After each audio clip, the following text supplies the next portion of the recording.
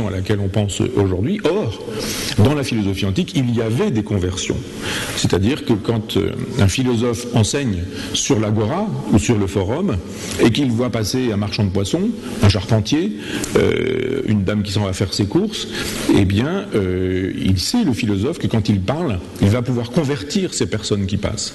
Et que ces personnes qui passent, elles vont pouvoir s'arrêter, écouter et considérer que la parole qui aura été entendue, elle est susceptible d'orienter à nouveau l'existence, leur existence, dans un sens complètement différent. La vie change, la vie est totalement différente. Je propose que la philosophie serve aujourd'hui à ça, c'est-à-dire à orienter différemment les existences, ce qui est ma proposition post-chrétienne. Je pense effectivement qu'il faut en finir avec les religions, toutes les religions, et que pour en finir avec les religions, il faut proposer une sagesse philosophique existentielle. Il faut proposer des philosophies, des perspectives philosophiques, des propositions philosophiques pour que vous puissiez aborder la question de la douleur, du mal, du bien, de la souffrance, de l'amour, de l'usage de votre propre corps, de l'amitié, de la mort, du deuil, etc., etc. Toutes ces questions qui faisaient l'essentiel de la philosophie antique et qui pendant très longtemps ont fait l'essentiel de la philosophie. L'idée qu'on puisse s'intéresser à des questions métaphysiques du genre pourquoi y a-t-il de l'être plutôt que rien, ça peut intéresser, mais moi ça me fait plutôt sourire. Je pense qu'on peut passer sa vie sur des questions aussi inutiles que ça.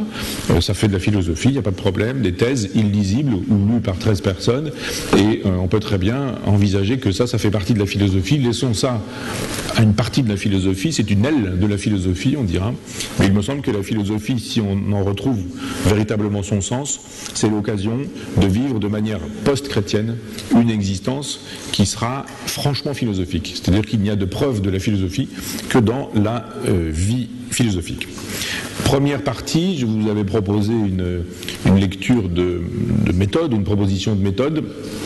Voici donc cette contre-histoire de la philosophie, cet éclairage de la philosophie par la biographie et cette proposition d'une vie philosophique.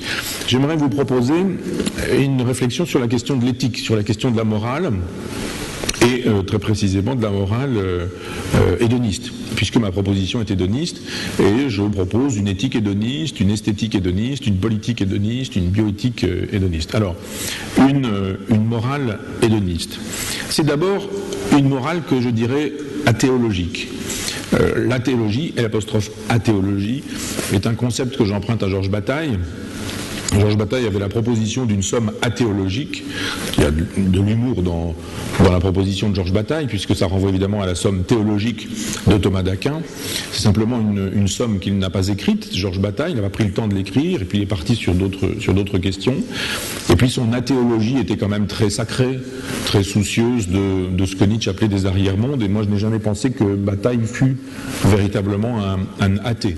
C'est comme ça, ce sont des gnostiques qui ont besoin de Dieu pour pouvoir le nier, ou pour pouvoir le salir, ou pour pouvoir l'insulter, ou pour pouvoir l'incendier, le brûler.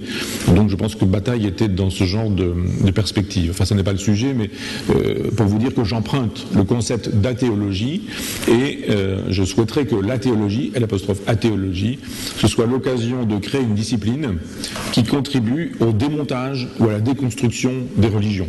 On n'entrera pas dans le détail parce que c'est toute une conférence à soi seule, mais il faudrait parler de Feuerbach sur le démontage de l'illusion chrétienne, sur le démontage de l'illusion religieuse, l'essence du christianisme, l'essence de la religion, bien sûr la question de Nietzsche et de sa lecture de la construction d'un Dieu. Il faudrait rentrer dans cette logique-là, il faudrait rentrer dans les logiques de construction des fables ou des mythologies. Je postule, enfin c'est pas que je postule, mais je viens de râler contre les postulats, mais j'affirme que Dieu n'existe pas évidemment, mais que Jésus-Christ n'existe pas non plus, et que cette fiction a été fabriquée. On n'entrera pas non plus dans le détail, mais elle a été fabriquée par des individus qui sont allés chercher dans l'Ancien Testament l'annonce faite par les Juifs d'un Messie, et qui ont prélevé les informations qui sont susceptibles de définir un Jésus qu'on invente de toutes pièces, qu'on fabrique comme un mythe, et qui devient une vérité à partir du moment où Saint Paul y adhère, et Saint Paul devient le soldat de cette fiction-là. Constantin, quelque temps plus tard, IVe siècle, fait du christianisme une religion officielle, Cette religion officielle, elle domine de façon militaire, de façon guerrière, puisque pour des raisons fiscales, si vous êtes païen, eh bien, vous êtes persécuté. Si vous êtes chrétien, vous avez des avantages fiscaux, et quand il s'agit de ne pas payer ses impôts, on est susceptible de se convertir à la religion qu'on voudra. Donc on comprend bien qu'avec avec Constantin, le christianisme devient religion officielle, et ça devient la religion officielle de l'Europe dans laquelle nous vivons. Nous sommes donc toujours dans une perspective judéo-chrétienne. J'emprunte le mot à Michel Foucault, il y a une épistémée judéo-chrétienne dans laquelle nous sommes. Je dis nous, c'est-à-dire ceux qui sont croyants, mais ceux aussi qui ne sont pas croyants. C'est-à-dire que quand on ne croit pas en Dieu, quand on n'a pas forcément eu une éducation religieuse chez ses parents, à l'école, ou qu'on n'en a pas rencontré dans sa propre existence, nous sommes tout de même imprégnés par le judéo-christianisme. L'idée qu'il y aurait le corps et l'âme, l'idée qu'il y aurait les femmes qui seraient tentatrices et pécheresses, et puis les hommes de l'autre côté, l'idée que le désir ce serait manque, et que pour réaliser l'amour il faudrait réaliser le fantasme de la complétude, trouver celui qui nous manque, etc. Enfin on le développera tout à l'heure quand on parlera de l'érotisme, mais il y a cette imprégnation, je dirais, judéo-chrétienne qui suppose qu'il nous faut, en matière de morale, pratiquer ce que j'appelle la déchristianisation. C'est un mot qu'on trouve en 1793 au moment de la Révolution française. Je ne suis pas pour des logiques violentes ou agressives pour la déchristianisation. Je ne crois pas nécessaire de brûler les églises, d'empaler les prêtres ou de violer les bonnes sœurs. C'est pas forcément très utile.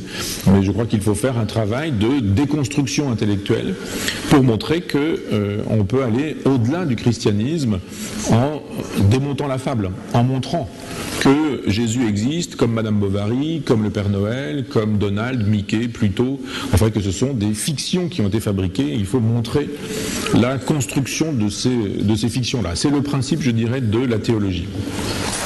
Ça suppose aussi que nous puissions aborder la question de la morale dans cette perspective-là ou dans cette logique-là. Nous sommes dans une morale, nous défendons une morale, personne ne se dit amoral ou immoral, ou très peu, et la morale que nous défendons quand nous ne sommes pas chrétiens, ça reste une morale chrétienne.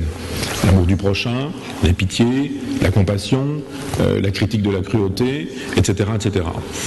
Il y a une morale qui suppose que nous devrions aimer notre prochain parce qu'il est notre prochain. Et c'est contre cette morale que je m'élève, parce que je ne crois pas qu'il y ait un devoir d'aimer son prochain parce qu'il est son prochain. Le christianisme nous dit, aime ton prochain comme toi-même pour l'amour de Dieu. C'est-à-dire qu'on nous dit que l'autre, autrui, est un prétexte à mon propre salut. Si j'aime l'autre, c'est pas parce qu'il est autre, c'est parce qu'il me permettra, cet amour de l'autre, de réaliser mon propre salut, d'obtenir mon propre salut.